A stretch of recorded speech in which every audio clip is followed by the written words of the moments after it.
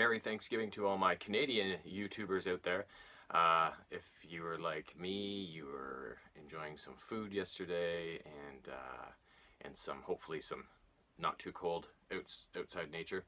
Of course, what's better than on a long holiday Thanksgiving weekend than a Saturday night hockey night in Canada matchup between two original six teams like Toronto and Detroit. Leafs were in Detroit last night, hoping to get things kind of straightened around after a couple, or a few, I guess, losses here. A couple of them not of the great variety, and they did. They put things behind them. They got some solid performances from the bottom six forwards, which has been a big revelation for them so far this year. And they pulled off a pretty convincing win in Detroit. In the first period, it was pretty fast-paced, pretty evenly played. Detroit opened the scoring not long into it, but then the Leafs, halfway through the period, were able to knot things up. Timashov did some good forechecking, got a turnover, fed it out front to Nick Shore, who was really patient, deked to the backhand and tucked it in, and was a pretty impressive goal for that fourth unit. And then in the second period, right near the end of the period, Kapanen just flipped it out of the zone, kind of an aerial go catch it kind of breakaway pass, and Mikheyev caught up to it, and Howard came out to poke check him. He just made a little move, put it in. Leafs are up 2-1 heading into the third period, and then they scored pretty early on. Kerfoot got his second of the year on a nice little play, so that they were up 3-1, and Detroit would make it 3-2 about halfway through maybe, but then the Leafs put in another one.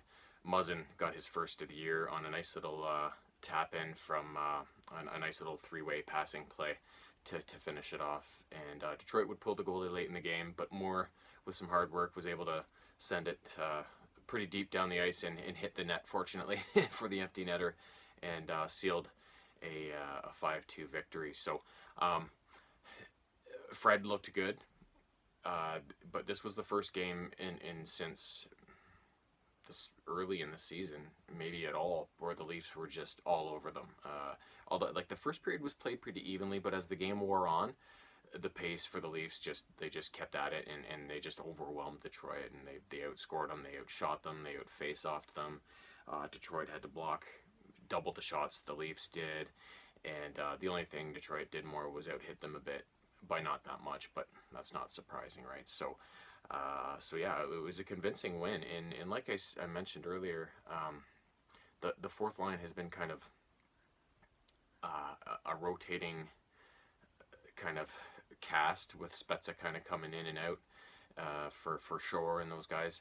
But so far this season, the Tavares, Marner, Kapanen line has really had a slow start, and Matthews has been really good. He's got a ton of goals, and October really seems to be his favorite month, it seems.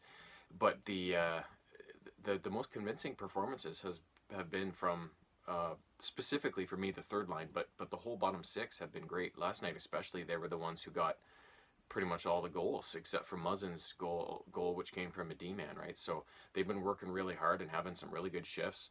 The Moore, Mikheyev, and Kerfoot line.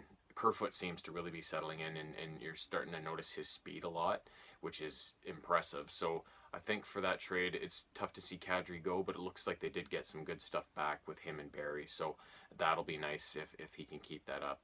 And then Mikheyev is just this big, quick, seemingly friendly, happy-go-lucky Russian kid who just impresses me more and more every game.